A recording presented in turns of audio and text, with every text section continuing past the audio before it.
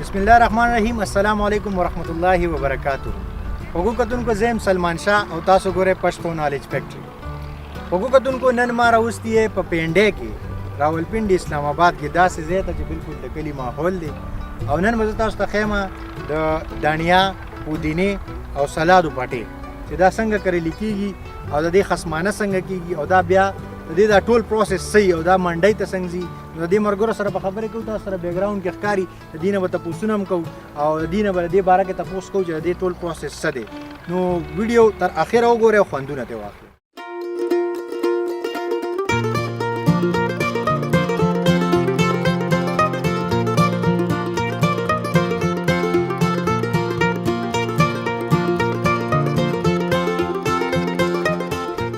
ملګری لګیا دی پودینه ګوټ کوي دینه به تاسو نم کو دي دا تاسو ته خو چې د پودینه دا ګوټ خلک څنګه کوي لګي دا بوټي ته کټ کوو او نور به داسې بیا ډکي خوري کې بیا نور دا ځینې چې دام ډک شي. ها نه لکه دا اوس دی کې دا کوم مونږ چې دا بوټي نو کنه داسې کولاو دي نو دا بیا یو ځای شي ګڼ شي څنګه دا ډکي نه دي دا ډکي دا دي د پور راشي داسې دا ټول داس خواره شي ورځ دي ځکه پودینه شي دا ټول جړې مړې شي. د ورځې کې چوکړې 2 میاشتې اړي او تقریبا سپرلی کې چوکړې 15 شل کې بیا راځي. د دې خدا دویم کال چې موږ کړلې دا دې پټي کې 2 کال یو شو خدا د ګرمه د سیزن کې لګ لګ اوس یا غډاګه پکې جوړی شي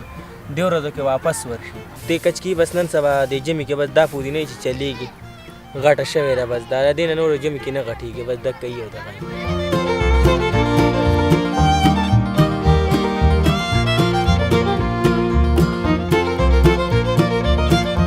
دا تخم چیرې دا پنیری او دا چیرې دا بس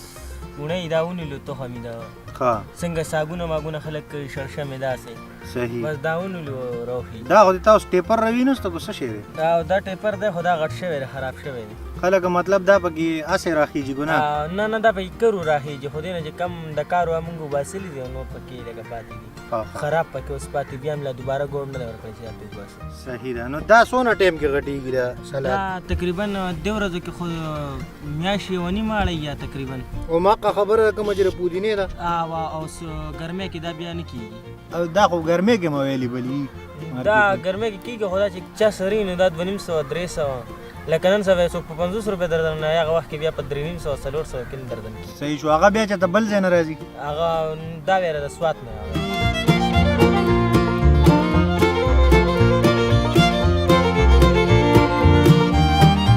دا دنیا خانجی په دا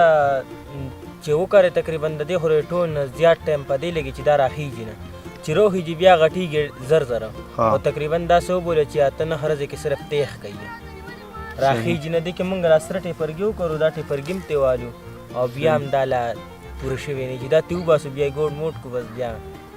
د دې کار شروع بیا د دې کار شروع شي دین اوس مونږ باسي لام ګوټ کړي نه دا اوس ګوټ کوو دا بس دا خو پټیل غنم پکې نو سړای کې ډیر زیات کوتره موتره را دي بس دا مت یخي انجی دا موږ د سیو لګو کنه دې ځکه د غنم دانه واچو صحیح ده دې زینو کې